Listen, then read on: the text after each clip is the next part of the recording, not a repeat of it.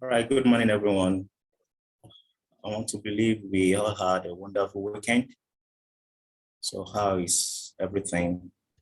I want to also believe that we are all fine. So this morning, we are on week 3, day 1 of this training, Sustainable Management of Biodiversity.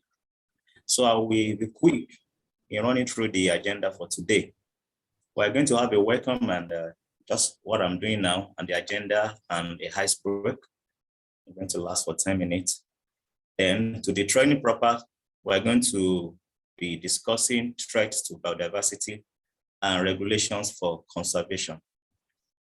There is an additional activity to the training, and it has to do with the list of 2 regulations on biodiversity in your respective countries. There will be room for question and answer for the training sequence 1 that you must have had, which will last for 30 minutes. After which we are going to have a short break, which will last for 5 minutes. Then we're going to go to sequence 2, if time permits, and that will take just 20 minutes. And then for sequence 2, we're going to be taking impact of production systems and agriculture practices on biodiversity. It's going to be accompanied with plenary session, and then we're going to send you a link that you are going to use to respond. We're going to have question and answer for that sequence, and we summarize the whole training session. And there will be room for us to take you through the week 3 tabs and what we are expected to see and what we are expected to learn. And I hope you are going to have a wonderful time in the couple of 90 minutes we're going to spend here on board. So please permit me to share my screen while I share the ice break for today. Thank you.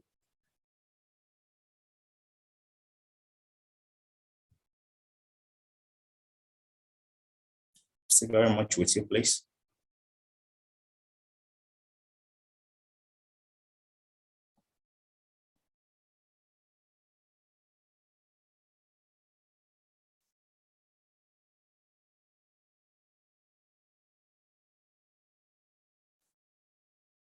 Okay, I'm trying to share my screen now. So it's coming up. So while it's coming up, let me just welcome everyone on board.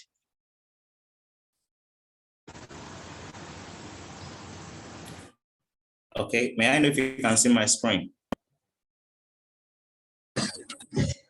Yes. Good morning. Good morning, everyone. Good morning. You are welcome on board. So the iceberg for today is what can you keep but cannot share? And once you share it, you can't keep it anymore. Is anyone going first? What can you keep but cannot share? And once you share it, you can't keep it anymore. So may I know who is going first?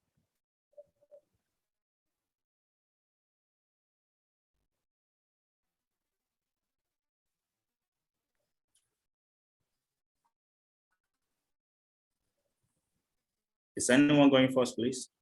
Okay, let me start calling. Is Ibrahim there? Can Ibrahim hear me?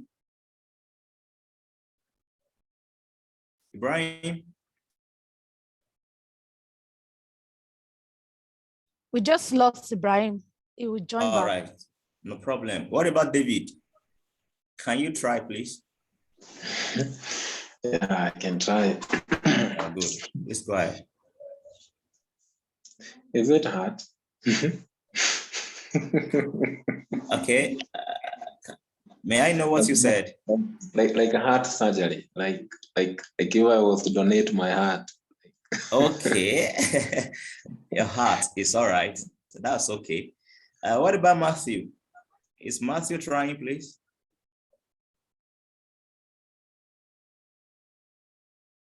Matthew? Hello? Okay. So may I know what you can keep and you cannot share? And once you share it, you can't keep it anymore. What do you think is the answer? I'm thinking of two things. All right, please go ahead. For me, I think mostly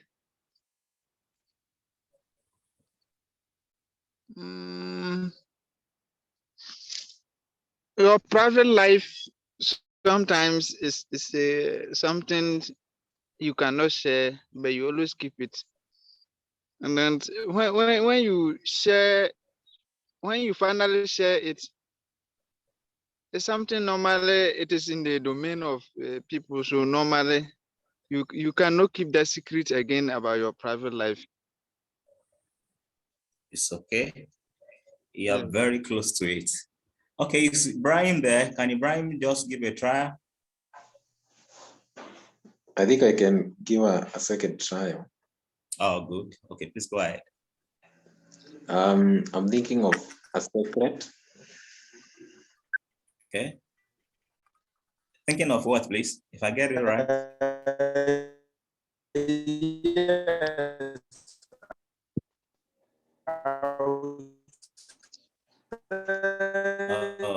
The network over there is not too fine. Okay.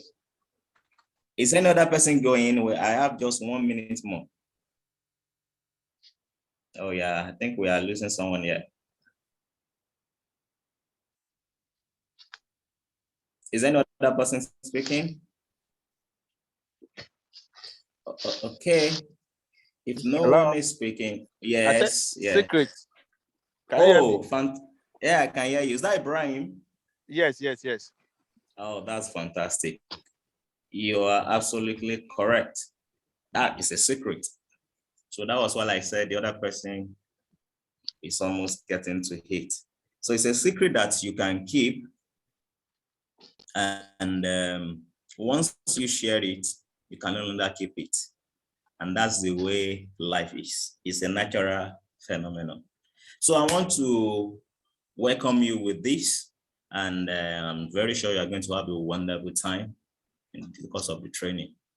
Thank you very much. Over to you. Allow me while I share my screen. Thank you, Ayo. And welcome everybody. Good morning. Welcome to the training session this morning. Permits me to share my screen, and so we can dive to the topic for today.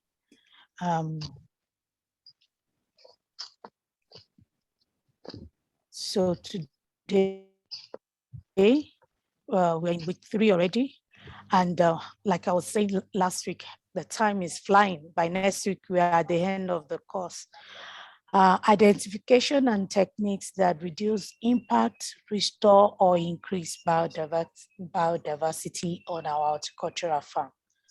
So this topic will help us to identify and to look at those techniques that can either reduce or restore or increase biodiversity on our horticultural farms. Can you all hear me, please? Yes, please, we can. Okay, so the overall objective for this model, at the end of the model, at the end of this week, we should be able to understand the nature and origin of threats to biodiversity. We should be able to know the basis of private legislation and standard requirements on biodiversity. And we should be able to understand the impact of production systems on biodiversity. And we should be able to compare the impact of the various production systems. I mean, distinguish between positive and negative impact of each of the systems. So every system that you practice has both positive and negative impact. So we're going to look at the positive. We're going to look at which system you are practicing on your farm. You'll be able to identify which system, and then you'll be able to say these are the positive and the negative impact of the system that you are practicing on your horticultural establishment. So like we've always been doing, we're going to use breakout session, the Zoom chat, the plenary wood clap. We're going to discuss a lot. Zoom breakout if you are many, so that the interaction can flow. If you're not many because of internet, we will use plenary to discuss and to give room for contribution.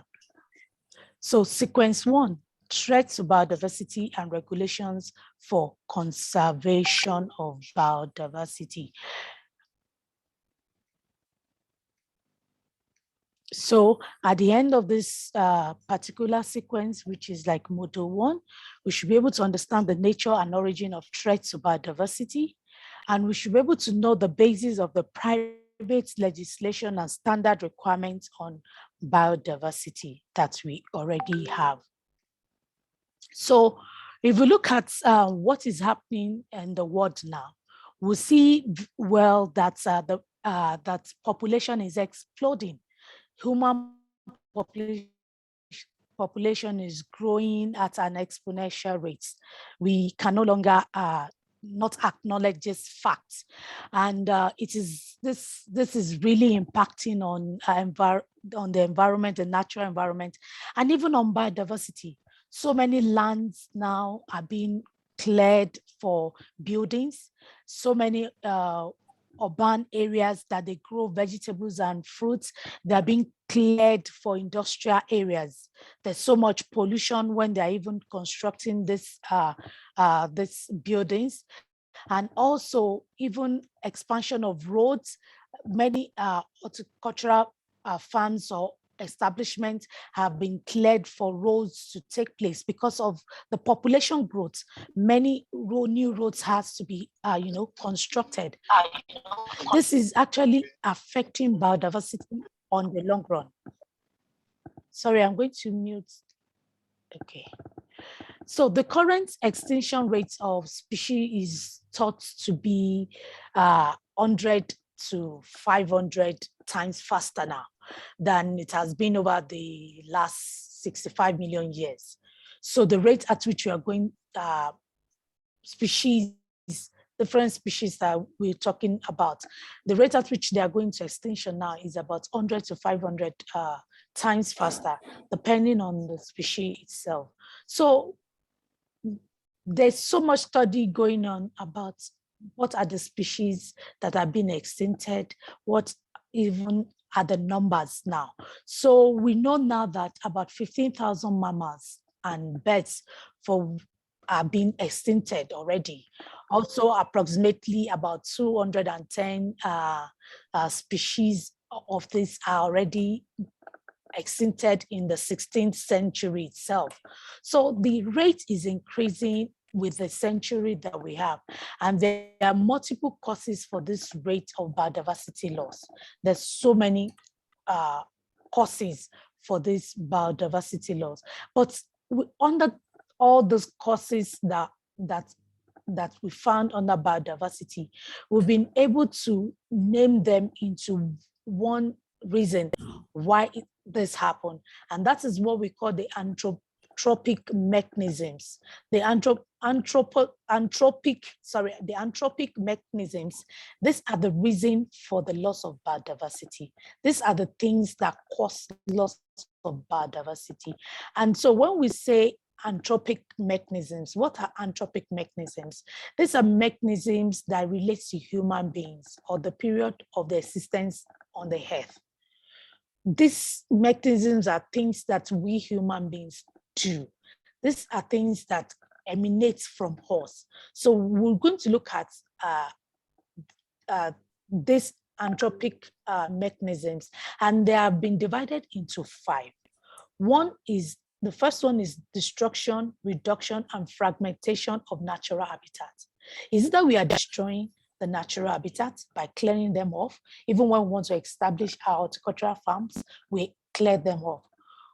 Or we are reducing the natural habitat. And so all this is affecting biodiversity. Number 2, biological invasions, introduction of natural, invasive, exotic species. Because of the ability to be able to want to produce so much, we bring different types of species, exotic species, we carry them from one place to the other. We leave those ones that are already used to the environment. We say that, whether one thing or the other is affecting them. We can say that they are pest resistant and this and that, they are drought resistant. So because of all this technology that we are putting into agriculture, we bring in new varieties every time. And as we bring new varieties every time, what we are doing automatically is that we are extincting the natural or the, the species that have been accustomed to that environment. So over time, biodiversity is lost through this system that we practice. Number 3 is overexploitation of certain species in certain environments. For example, deep soil cultivation. So when people want to grow, they plow. And in plowing, you are actually destroying the soil layers. If you do deep soil cultivation, if you turn the soil too much, if you disturb the soil too much, you see that you are actually going to cause more harm to your produce or to what you are going to grow than the good that you think that you're going to get from it. So all these are what we are doing that is actually causing biodiversity losses. Overexploitation also refers to the excess use of resources by human beings. We overuse resources. We try to do more. We try to invade more, and this is resulting into the loss of biodiversity, and is also resulting into poor management of natural resources. When we extract more than we can replace, when we take more than what we can put back. For example, when we plant, the soil is going to yield so much for us, but how much of the nutrients that we are taking from the soil, from the rocks, from the sand, how much of it are we actually returning back into the soil? How much of the atmosphere or the biodiversity that we've taken, pollination that the environment has given us, how much of this are we returning back into the environment? So even the fact that we are growing, we are exploiting, the natural resources. Number 4 is pollution and biocontamination of water, soil, and air. We know that agriculture contributes to a lot of pollution of water, soil, and air through the different practices that we engage in. When we use synthetic chemical fertilizer, they leach into the water bodies, they pollute the environment, they even damage the soil on the long run. When we use synthetic inputs, we pollute the air around the place that we have sprayed. Somebody was sharing with me a few days ago, and it was like, wow, somebody was spraying, and when it got to that synthetic product, and when it got not too close to the farm, he could inhale what they were spraying, and he had to turn back. He couldn't go into the farm because he felt it inside his lungs and his throat. The taste got inside him, and he had to leave. So these are part of pollution, that is happening, that people don't see, that we can't really quantify this pollution that is going in the air in this part of the world. We can't measure it because we don't have the system to actually measure the impact of the spray, one-time spray that we do in our different establishments. So another one is the global climate change. We all know this. All the negative practices that we have been putting into agriculture has actually impacted on our climate, and now we have climate change. The weather is not predictable as it should be. For example, in Kenya, it should be raining now, but we all know that it is not raining it should rain in Kenya. In Ghana, for example, by now we should have our dry season, and the maize we planted in the minor season should be drying off, but it's still raining. So many fields were flooded during the minor season, because the minor season in Ghana now became a major season.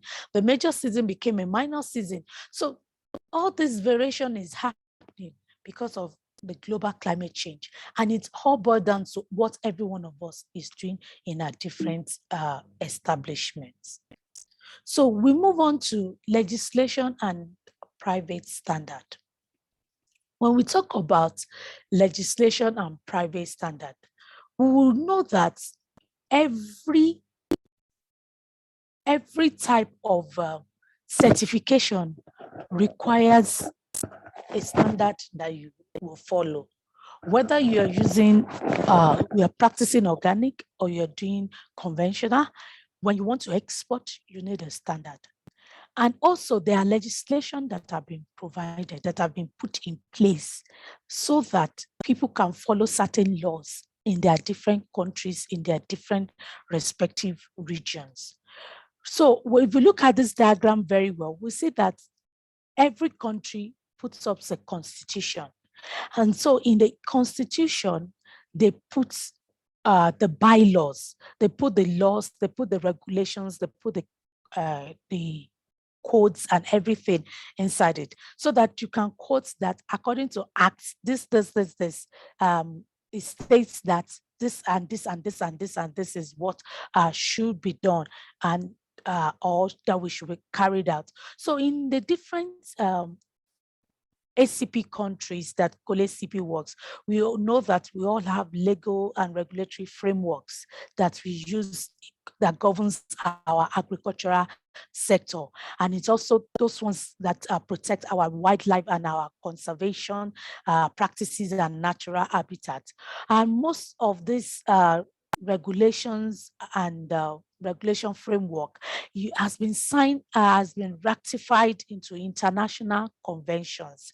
So like we just finished the COP2, COP 2026, there's so many now conclusions that came from that meeting, and those conclusions are going to be drafted into an international convention, into an international, decree that we all now have to follow in our respective countries and look for how it will impact us or how it's going to affect us in the different things that we actually do.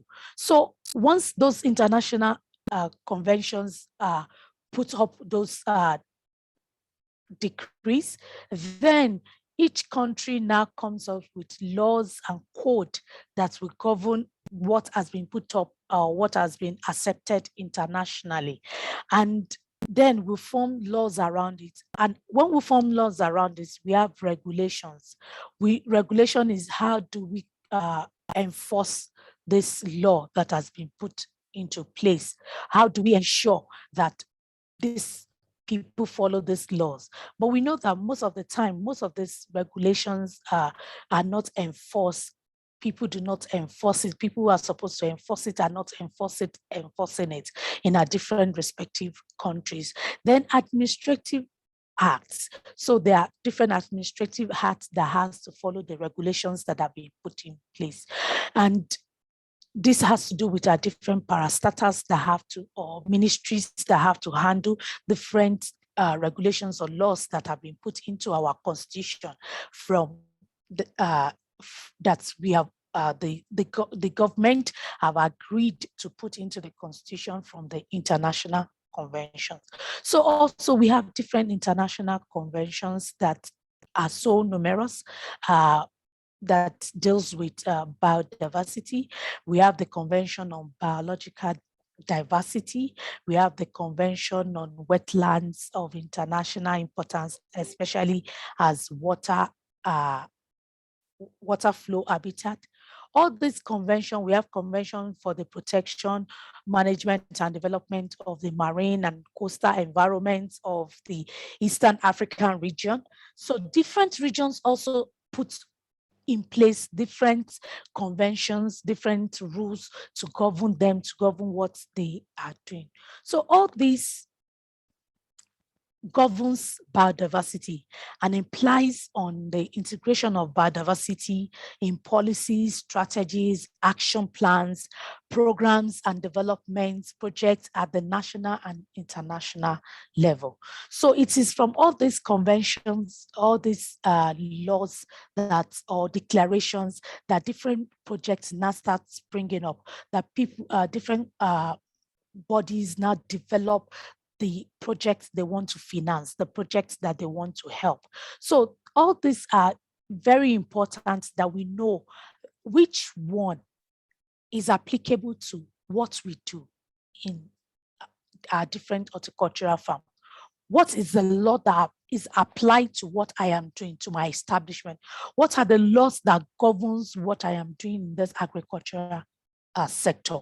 Because ignorance to the law is not an excuse.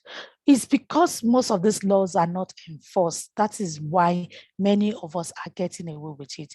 But what if someone becomes a scapegoat? You can't say that I don't know because the laws are there.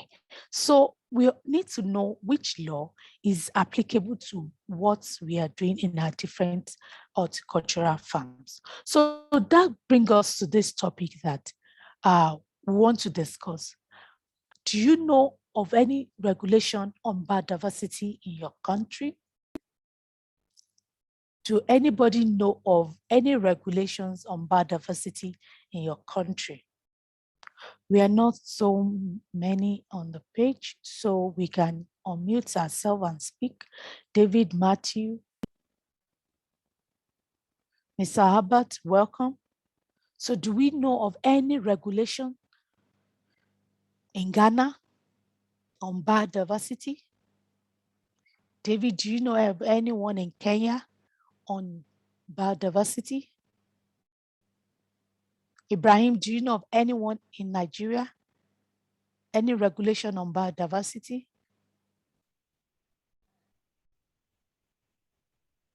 Anybody can unmute and speak. Good morning. Can you hear me? Yes, I can hear you. Okay, I don't know. You see? It's so funny that we don't know. David, do you know? Do you have an idea? Any regulation? Yeah, can you hear me? Yes, I can hear you. Okay.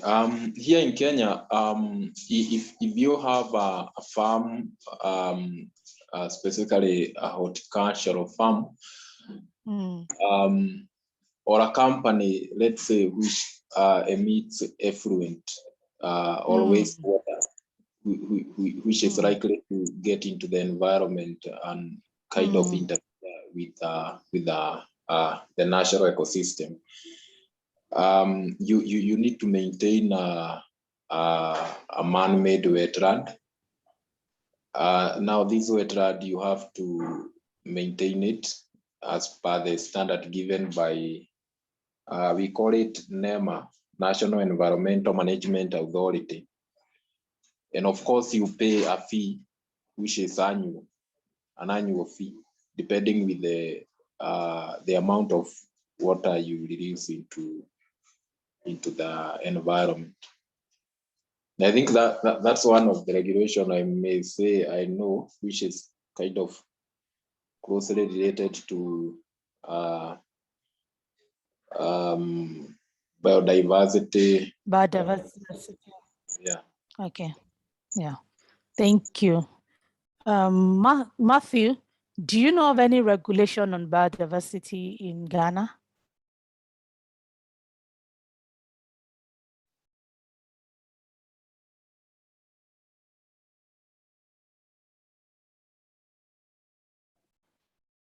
Matthew, are you there with us? Hello? Hello? Hello? Hello, good morning. Yes. Do you know of do you know of any regulations on biodiversity in Ghana?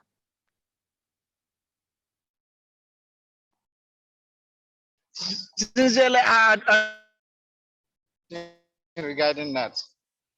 Please. Okay. Yes. So that brings us to the fact that we need to know, we need to investigate, because like I said, ignorance is not accepted in law. That I don't know does not mean that the laws are not there. They are there. So our assignment is that we'll find 2 regulations on biodiversity in our country where our different horticultural establishment is. And then we put it on the WhatsApp group page for everybody to know what is applicable in your country.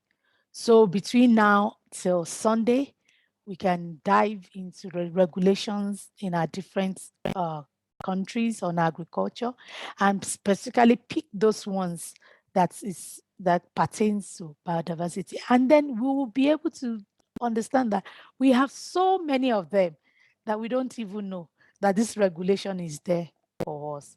So in conclusion, we want to say that the implementation of laws and regulations and policies, strategies, action plan, projects, programs for the preservation of biodiversity is always confronted with a number of issues. These laws and regulations, they are always confronted with a number of issues, and that is why we are not able to enforce them.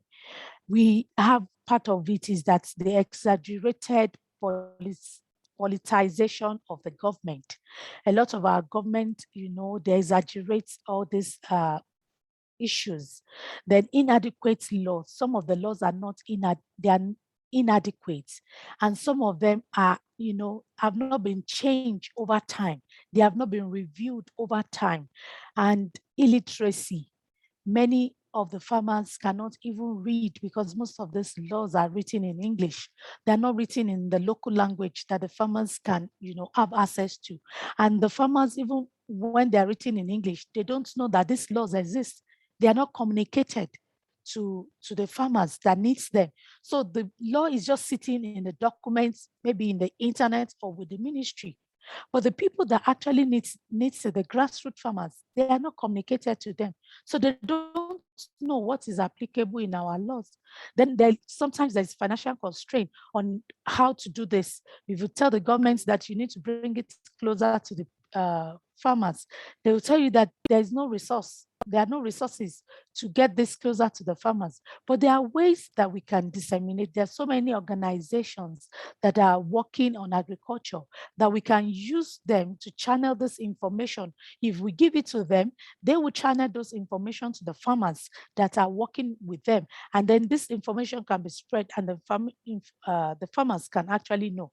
Then we have insufficient human resources. Most of our government will say there are no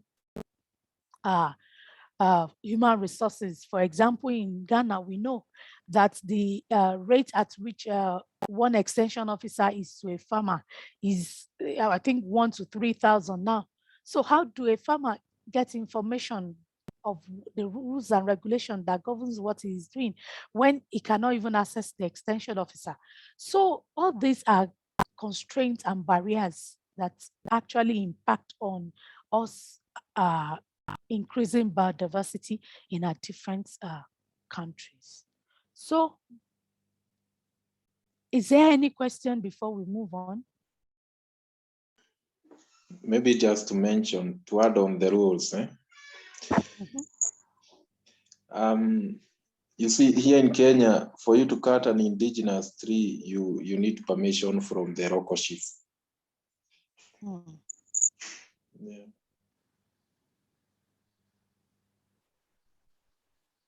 Hello. Yeah, are you done? Yeah, I'm done. I was just adding that as okay, as part of the regulation. But do you do charcoal in Ghana? Sorry, in Kenya? Do they make charcoal in Kenya? Yeah, charcoal is done, but you need permission to do it. So before you can do charcoal in Kenya, you need a permit. Yeah, you need a permit. There must be an authorization. Wow. To do it and to also transport. Wow. Yeah, That's but interesting. they are mostly concerned with indigenous trees. Like even if you're not cutting it for charcoal, even if it's for constructing furnitures or anything, you need permission. Even if it's within your farm, it doesn't matter. You just have to get permit for you to cut it down. Yeah, I mean, I know in Ghana, if we want to cut lumber trees, you need a regulation, you need a permit. But for charcoal, Matthew can bear me witness. We all and Mr. Abbott, the farmers and the people just go into the forest and they cut any tree they feel can make charcoal productive charcoal for them. And there's nobody, punishing anyone. The government, on paper says don't do it, but there's no enforcement in our different districts and regions. So the enforcement is really a big issue because nobody is enforcing the law that has been put in place. So we move on. Okay, you wanted to add something? Need to know maybe how do you maybe punish poachers? Because I understand if you are caught poaching, you are the security personnel has the right to shoot and kill. Does that happen out there? I don't think that happens in Ghana. Yes, we have forest areas that are reserved, but people still go there. That's the truth. People still cut down there. If they are caught, they'll be sent to the police and then probably jailed or something, or they pay a fine. But the issue is, like we can say that 70 or 80% get away with it and are not being monitored.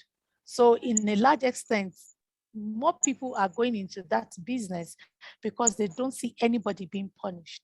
But when you see that or you hear that this person has been punished, then you will know that you cannot do certain things. Yes. So we move on to requirement for private standard. I'm sure that we all have standards that we are following in our different horticultural establishment, especially those of us doing export. We cannot export without a standard, a private standard, either global gap or if you're doing organic, you have an organic standard that you're following, that you're using, which is to the country of where you are exporting your produce to. The Climate Community and Biodiversity Alliance has developed standards related to the climate, communities, and biodiversity. So this alliance actually, they develop this different standards. And there's so many diverse standards now that is even coming up. So many different standards are coming up based on people discovering certain things that need to be put in place. Now we have fair trade, we have Rainforest Alliance. All these are coming up over time, over the years. Now, for every agricultural activity, describe the initial biodiversity condition of the plot or the area and the exchanges expected. So every activity that we do on our farm, you need to first of all describe the initial biodiversity of that place before you start making changes. That is how you can be able to, account and calculate well. What have you done wrongly? What are the positive impact of what you have done, and what are the negative impact? And then you are able to measure the negative, mitigate the negative impact. So how do we do this? How do we carry out this activity? How do we describe the initial biodiversity condition and the changes expected? The one is that we use appropriate methodologies to estimate the changes in biodiversity. So whatever, depending on the cultural farm that you have to use a method to estimate the changes in biodiversity. Then you have to demonstrate that the project's nets impacts on biodiversity in the project area are positive. If you want to pass your audits, these are what are required that you must do when you're having an horticultural farm. Describe the measure needed and taken to mitigate negative impact on biodiversity, and demonstrate that no high conservation values are negatively affected by the project. You must show that there's no negative impact on the environment, and then you must demonstrate that no high conservation values are negatively affected by the project. They must be able to see and measure it rightly. Then you must be able to identify all species used by your project. You must be able to describe possible adverse effect of non-native species used by the project on the region's environment. So all this, you must guarantee that no GMO are used to generate greenhouse gas emission, reduction or removal. All these are things that you must be able to state, that the standard enable us to state one way or the other, and which they want to see when we want to do audits.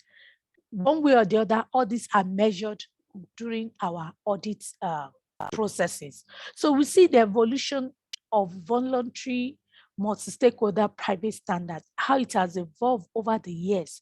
We can see that from this diagram, between 1972 to 1998, we have sustainable multi-sector standards. So that was where the organic agriculture standard came to place. That's the time or frame also where fair trade also started coming to place. That is where working conditions, we started asking a lot of questions about working condition, about sustainable agricultural standard, corporate reporting, working conditions. These are all the multi-stakeholder standard that came into place between 1972 and 1998.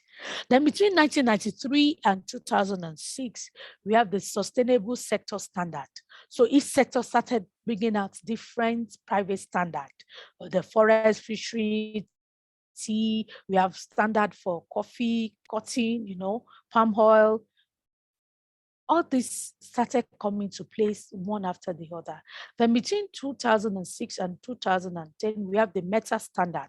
This is the standardization and accreditation procedures, CSR procedures that are being put in place.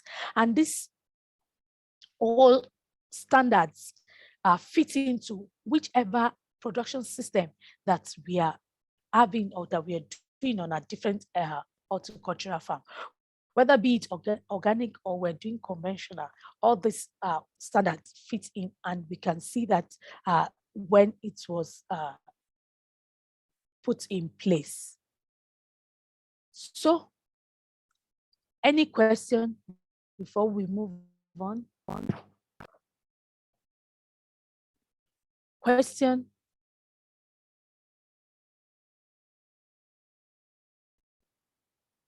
So probably I should ask, which standard are we following in a different horticultural establishment? Mr. David, which standard are you using?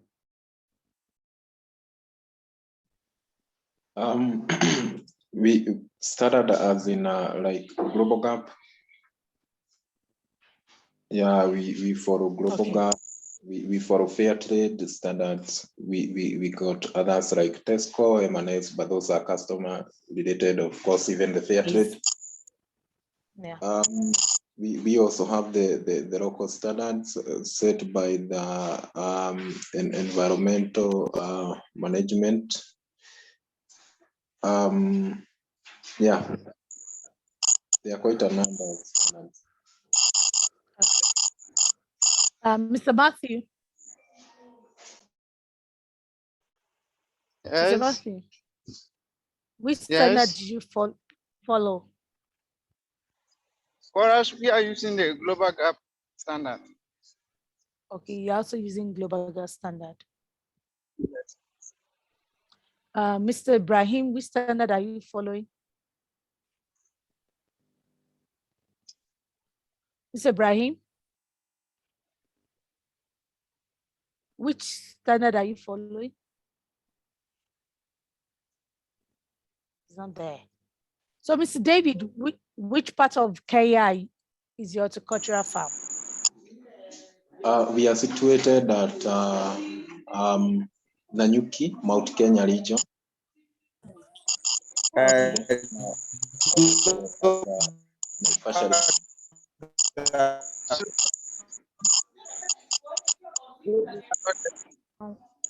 Someone is. Okay, Mr. Ibrahim, you are using Global Gap. Pick them up. Yes, Mr. Ibrahim, you said you are using Global Gap also. Yes, Global Gap. Okay, okay, good. So we move on to the second module, the impact of production system and agricultural practices on biodiversity.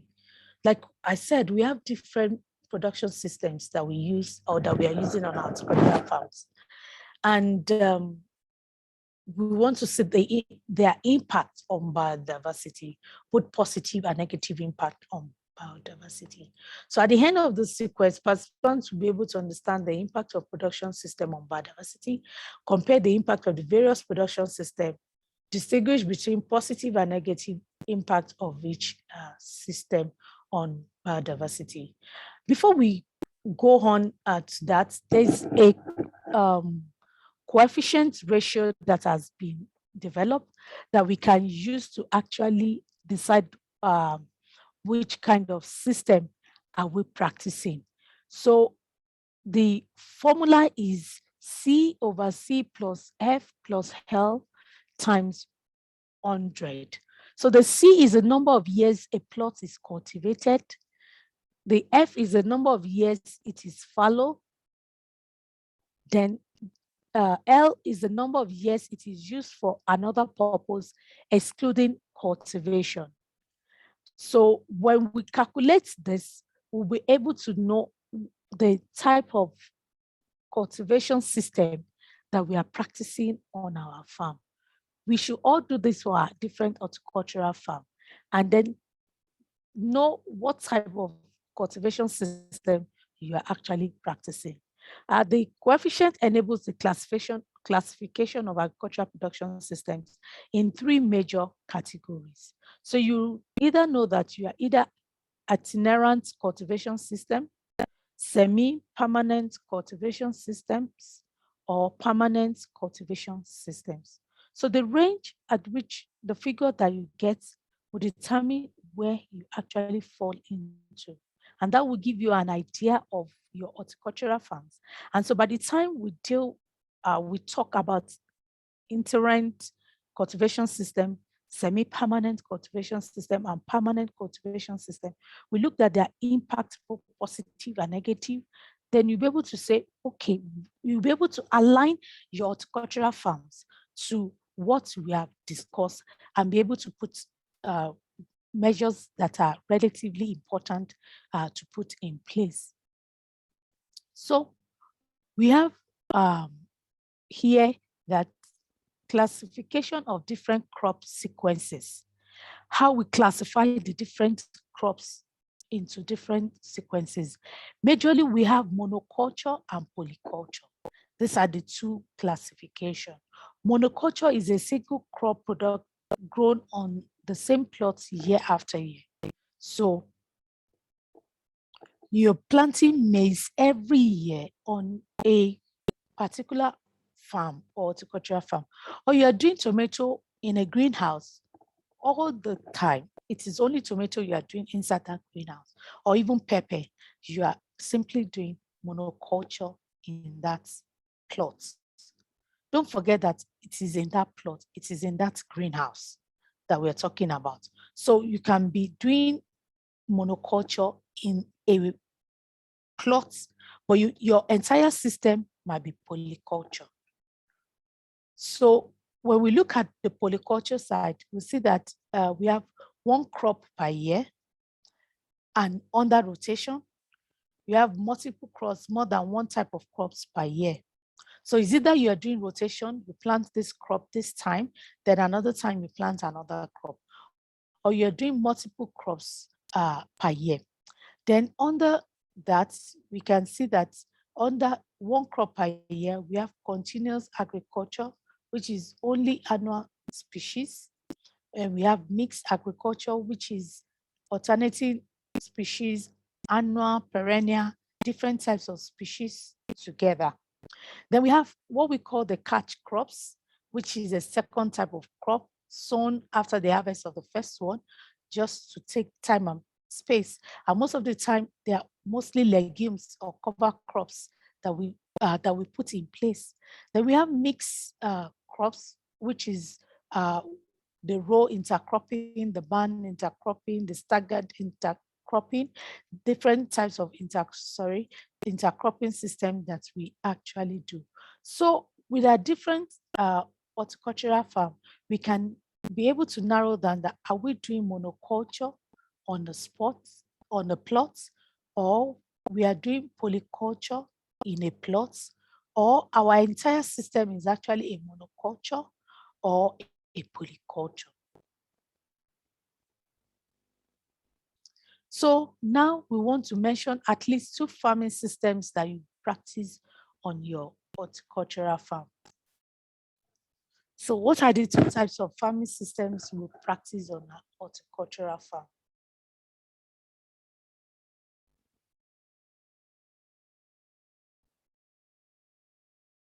So David? I think we practice both. Monoculture sequence with roses, because you happen to see roses in a greenhouse which has stayed for quite a number of years. And of course now with veg and other summer flowers, maybe I'll term that as a polyculture, because in a year you would have a field alternating even twice. Yeah.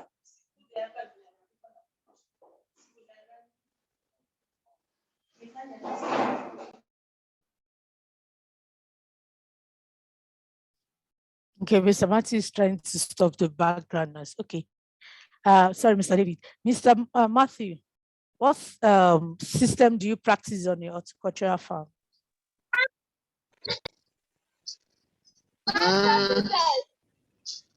For this place,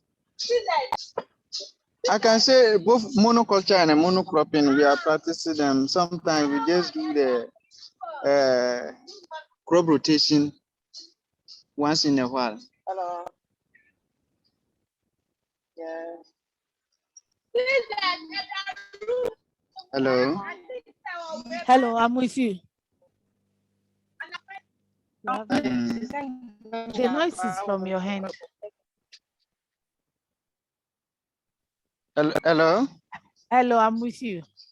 We are Hello? listening. Hello, we are listening. Yes. Okay. I say for this place, there are 4 main this farming system we are doing here, both monoculture and monocropping, and the land rotation and mixed cropping. Okay. Mr. Ibrahim, what type of farming system are you practicing on your horticultural farm? Yes, what we're actually practicing is polycropping and monocrop and mixed cropping, because we do rotate different crops in the greenhouses. Hello. Hello, I'm with you. I'm listening. Yes, so, we can hear you. Okay. For some period, we normally do rotate different type of crops, because we plant around 6 crops on the farm, in the greenhouses rather. So we rotate in between these crops in the greenhouses per season. Okay. Hello. So, but what of your open field? What of your open field? What system do you practice on the open field? On the open field too, we do both monoculture for our tree crops and crop rotation for the vegetables in the open field. Just like the greenhouses, we rotate in between crops. But the tree crops are monoculture. Okay. Yes. So we can definitely see that we are all practicing both monoculture, and like I said, that monoculture should refer to a plot. So you should be able to identify a plot like a greenhouse, for example, or a field, and identify that which practice are you doing there. And so not the entire farm. So when you look at it plot by plot, you'll be able to distinguish what practice cultivation system you are practicing there. Then overall, then you can be able to come to a conclusion, the type of system also that you are practicing overall in your horticultural establishment. So that brings us to our last discussion. From your past experience, what are the threats to biodiversity? In your horticultural farms, and possible ways to solve them. So each one of us would share his experience with us on what are the threats to biodiversity on your horticultural farms. From all that we have said in the last 3 weeks, what are the things that you know you're doing that are threats to biodiversity? And what are the possible ways that we can solve them? Practical possible ways that we can solve them, one after the other. So over to you. Who is going to start first? Mr. David, do you want to start first? Yes, I can. Yes, please. One of the most practical thing that we have been doing here, specifically where I work, is to plant trees. That is not really like plant, but to propagate in a tree nursery, and not just any other tree. We are just focused on the indigenous trees specifically. So what we do once we have propagated this indigenous tree, we give quite a number to employees. We have also, from last year, we have hooked up with the local authorities, and we have started now giving out to the community neighboring around us. And we have these specific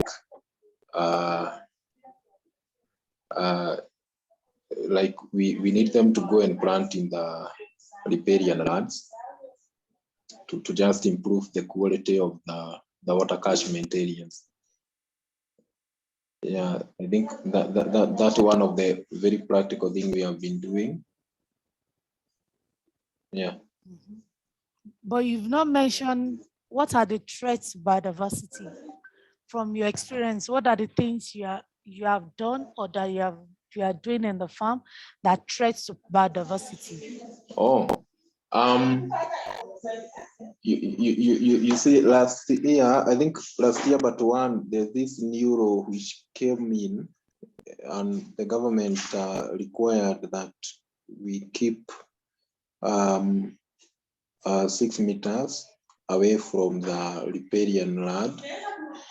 And from their definition, riparian land now comes in where there is they were more focused on rivers, riparian land, which is close to the river. So around the farm, there is this area where we pushed as per the recommendation. That is, now we moved the fence, and now the neighboring community came in and took over that area and started cultivating. So now that has kind of interfered with even the flow of the river. And actually that's one of the reasons why we have come up with this project of planting indigenous trees and engaging them with the local authorities so that they can see the big picture, that we are not just doing it maybe to like prohibit them from farming around those areas, but they also need to see the negative impact they are creating, because now they are on the high land. But now when they interfere even with the flow of the river, and they cause a lot of soil erosion, because now you see it's kind of a slope area. So when it's cultivated during the rainy season, you understand most of the soil will be carried away. And so people down there on the lowland kind of happen to either get that water, or they even don't get that water, especially when the rain kind of ceases. And really it's a work in progress and shifting to the right direction anyway. Yeah, I think that's one of the things I would say it has really threatened actually the biodiversity around that area. Okay. Yeah, but we are cashing it anyway. Thank you for sharing. Yeah. Mr. Ibrahim, do you want to share with us what are the threats to biodiversity on your farm, and what are the possible ways you're trying to solve them, practical ones?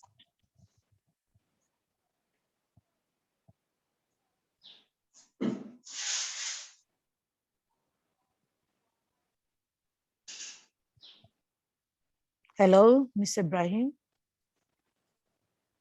Are you still there with us? Mr. Ibrahim? Mr. Ibrahim? Okay, he's not there. Mr. Matthew?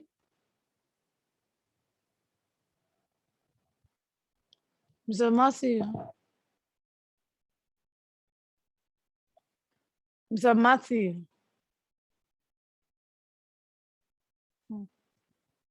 This is one of the disadvantages of online. Mr. Matthew? Mr. Ibrahim?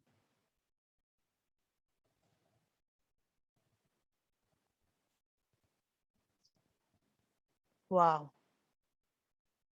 Mr. Matthew? Mr. Ibrahim? Yes. We'll be calling you. So the question on the Zoom is, what are the threats to biodiversity on your horticultural farm, and what are the possible ways to solve them, or that you're already using to solve them? Okay.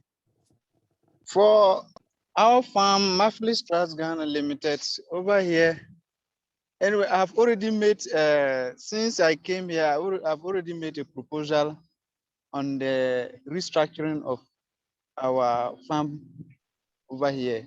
So, and then probably I'm going to that. One thing I came here, I realized probably because it is a vegetable farm, most of the time they're doing with most of the trees and whatever it is, we are exploiting, we are taking them off in order to do the cultivation. And when you come, the farm is so exposed and then it's so open going. And then probably what we are also experiencing here is when it happens like that, we are experiencing a lot of erosion here and sometimes flooding in our farm here. So what I made to them was we will probably, instead of, especially we are doing okra and then sweet potato in addition. So when you look at it, they like it doing it in a large acreages, like 5 acres, 10 acres, they will just do it going like that without no boundaries, no ridges around the farm or where they are cultivating in order to curb some of these problems. So what I suggest to them probably is, and then since then we have started planting, especially coconut, oranges, pawpaw, but not so much, just some small portion, especially around the office that we are doing that in order to beautify the place.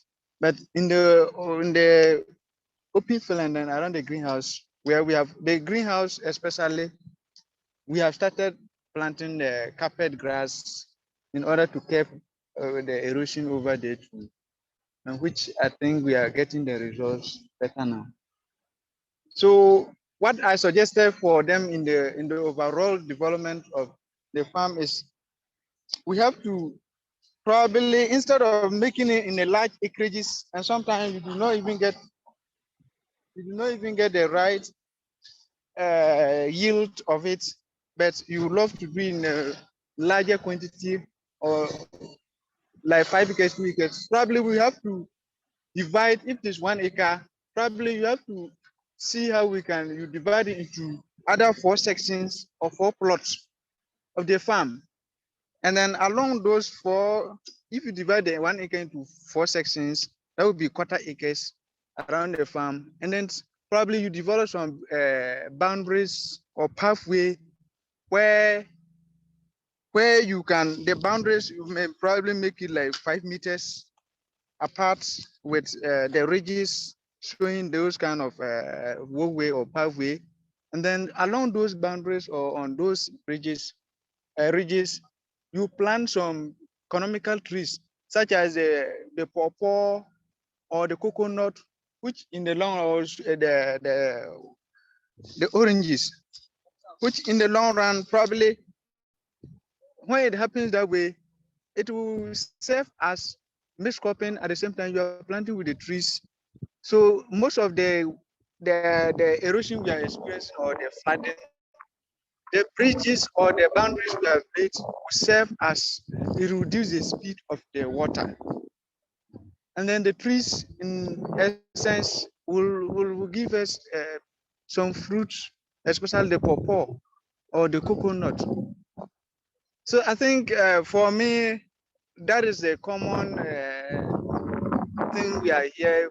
A lot of deforestation, a lot of flooding, a lot of this erosion is really what is happening here. But these are something, and I think that they are looking into that in order so that we redesign and make some changes to the way we farm around here.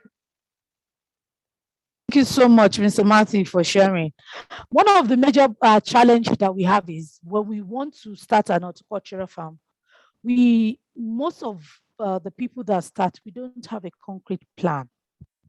So we don't put that plan into drawing so that we can see the physical outlook of the activities we want to carry out, how it's going to look like at the end.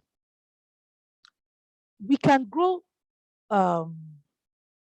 tree crops with vegetables. I used to love the way I see it in Senegal, and even in India. You see them with coconut trees, and then there are vegetables in between the coconut trees. And I will always love it. I always admire that in West Africa also we can cultivate like this. And because over time, when the residues, the leaves drop from the coconut trees into the soil, it breaks down naturally and decompose and add a lot of nutrients into the soil. And then also I found out that there are coconut fruits, and even in the dry season, it tastes very strong and very good. Because as they're watering the vegetables also, the coconut also is absorbing water. And then their fields does not get dry, because there's a canopy over the vegetables. And I mean, those pictures, is always very impressive when you see them, and it also helps you to want to grow more. So with this and all that you have shared, we can see that it is important to grow trees. And like I said last time, we need to grow economic trees that can fetch the farm money again. And with that, we can have a biodiversified environment in a different horticultural establishment. At this point, we'll come to the end of today's training, and then I'm going to hand over to Ayo to put us through week 3 and all that we need to do, and we can conclude for the day. Over to you, Ayo. Permits me to unshare my screen.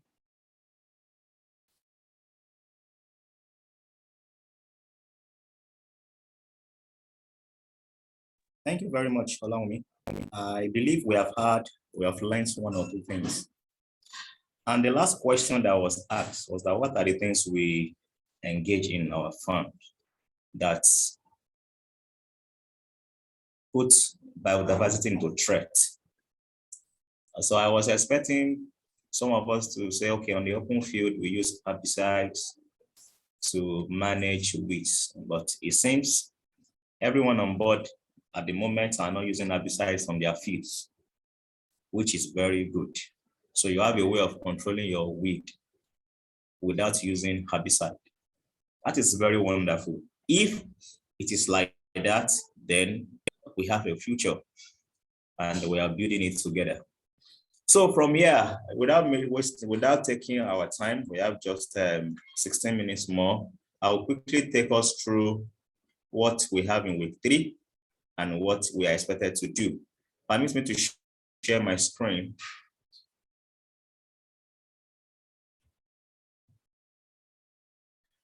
I'm still with you, please.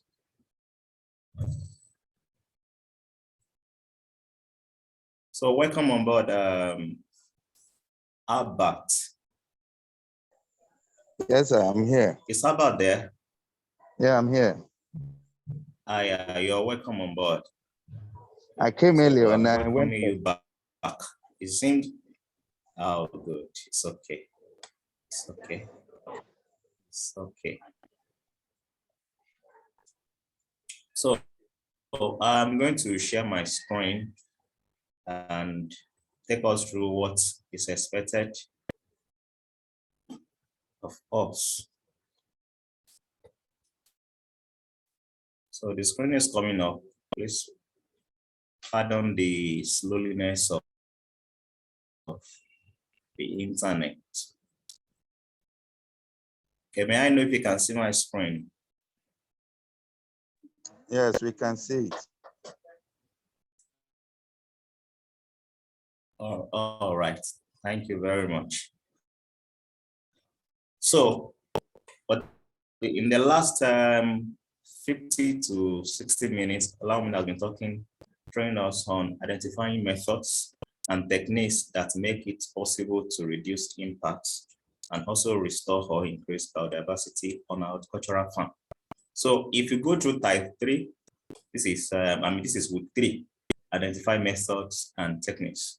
So once you click on it, it gives you a drop down and you scroll, you look at it. We have already achieved objectives 1, 2, 3, and 4. And we expect that you go through the module 3 overall instructions. So once you go through it, you get more knowledge. Now, where I really want to emphasize is this. I believe we can all see my cursor. This is what we refer to as Chrome. And you will see threats to biodiversity and impact of production system. Once you double click on it, everything Olawumi has been training on, you're going to see it there and many more. And this is the PowerPoint used for this presentation. You have the privilege of checking several videos that accompany this training session. Once you click on this particular highlighted outline, model videos, impact of biodiversity and how to restore. Once you click on it, you will see accompanying videos when it comes to this particular curves. Okay. So I will also observe carefully that in the week 2, so I'm going to move to week 2 now. This is week 2. I'm going to click on it. So once I click on it, I'm going to have a drop down. It's coming up now. It's coming up now. Okay. So we observe that so far so good as at yesterday, only one person has attempted the exercise. So I want to ask, is there any difficulty with the exercise? Can anyone just respond? Are we having challenges with attempting the exercise? Okay, who is going first?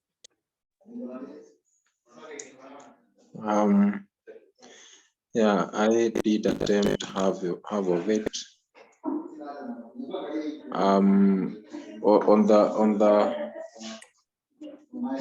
On the attempt quiz, I did twice, and the feedback I got is that I have not hit the minimum.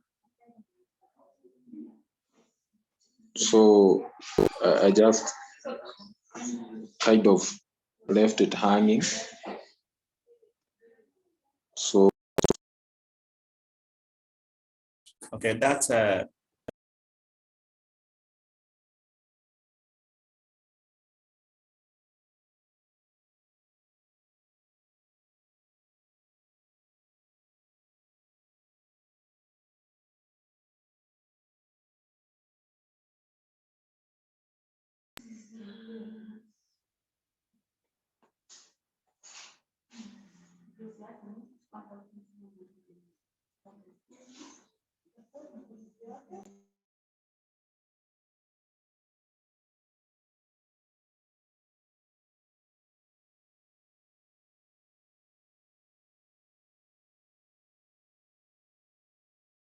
Hello, Ayo. Hello, Ayo. Hello, Ayo. Are you there?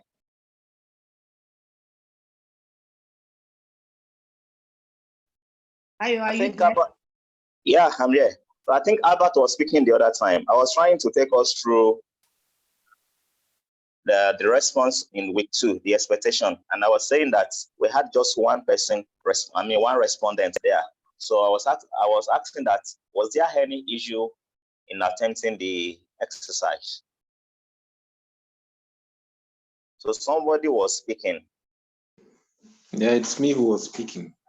All right. Okay. So may I know the challenge you had? I was just saying that I attempted yesterday. Oh, fantastic.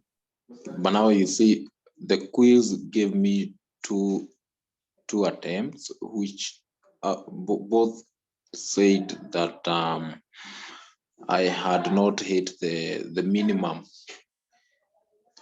Like I failed in yeah, so I needed to know what is the implications that has, or can I just move on and do the rest, or can I get a chance to do it again, because the system has only 2 chances, in which case I messed up both. Okay, it's all right. It's all right.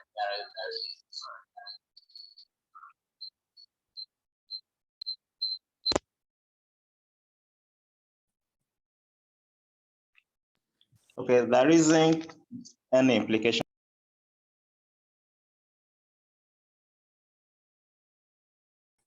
There isn't any implication at all. Okay, it's just that was a quiz you attempted. It just shows how you have been following. So it's no problem. The exercise now is where there is a bit of implication. So that's, there are no attempts to it. Just do the exercise, then you had submission. That's all. Are you getting me, please? Yes, I am.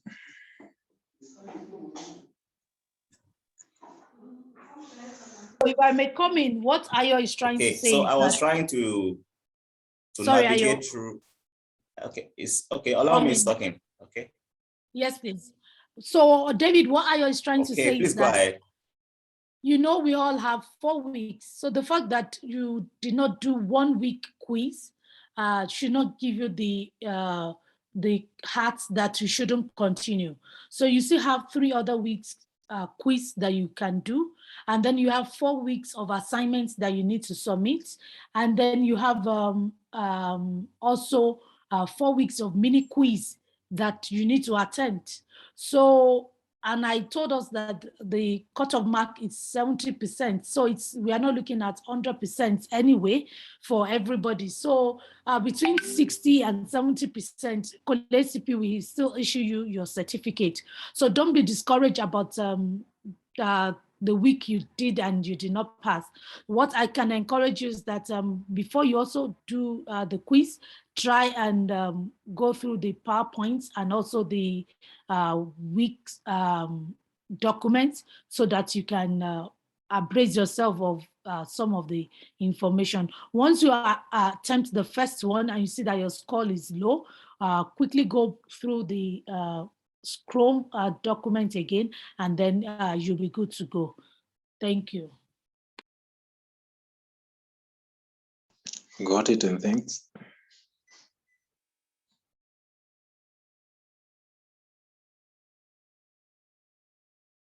Okay, thank you for that explanation. Allow me. Okay, so that's just the way it is, that nothing changes. So please attempt the application exercise 2 and 3. As you can see on my screen, application exercise 2 and application exercise 3, which I just explained to us on Thursday. Of course, there will be another application on Thursday once Allow Me finishes the training the training session for this week. There is going to be another exercise that all of us must attempt. So with this, I believe we'll be good, and we can make a very good progress in this training session. We just have this week and next week, and it will be hard. So I want to encourage all of us to just endure it and finish it through. So if I may ask, is there any other thing Allow Me want to add from her end? No, please. I would just like to encourage David, if you can also call those people in Kenya and find out from them. We are trying to reach everybody also to bring everybody to the same pace. We want everybody to be able to get their certificates next week Friday. It's just next week Friday, the certificate will be out, and that's the end of the course. So if you can take the next 2 weeks and we can finish up everything that we need to do to certain extent, then we will know that CP will be able to issue us our certificates. Thank you. With this, we come to the end of this training session for today, and hopefully we're going to meet on Thursday. And from us here, we are saying bye. Bye-bye, everybody. Bye. Bye. It was good, damn. It was good, damn. It's all right. Mm. Now we'll- That's it.